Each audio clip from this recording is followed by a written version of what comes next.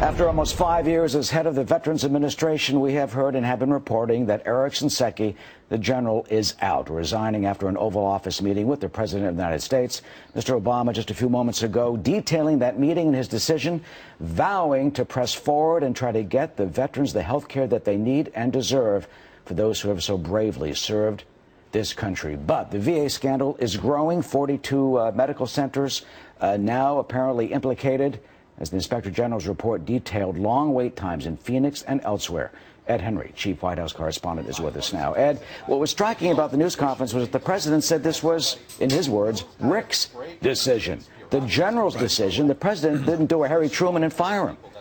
That's right. He did not fire him. That is significant, but he gave Eric Shinseki perhaps a chance to fall on his sword. This morning, in a speech to a homeless veterans group here in Washington, Eric Shinseki certainly sounded like somebody who wanted to fight it out, wanted to fix the problem himself, said he was just pushing out officials in Phoenix where this scandal all started because of the alleged 40 deaths of veterans waiting for health care, said that, you know, he had wanted to move forward and took full responsibility, by the way. But yesterday here at the White House podium behind me, Jay Carney, you will remember, got several questions about whether the president still had confidence in Eric Shinseki and repeatedly would not answer that question yes or no, which certainly suggested that while the president was loath to fire someone who was a war hero, wounded himself in Vietnam, rose to a 4-star general, was willing nonetheless to accept his resignation if it was in the offing. I think it's also significant that the president said on at least 2 occasions of Shinseki, he's deeply disappointed bad news didn't get to him.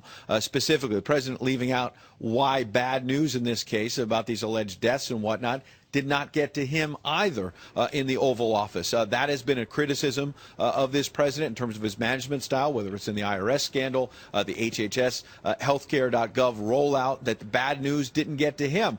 Instead, other officials took the heat for it. My suspicion is that with the president heading to Europe next week for the 70th anniversary of D-Day, will be with a lot of veterans, of course, a very festive occasion and important remembrance, that they wanted to deal with this problem before that occasion, no doubt. But we should also be clear that just because now the Band-Aid's been ripped off, it doesn't mean that the VA healthcare system is magically going to be fixed. It's a monumental task ahead.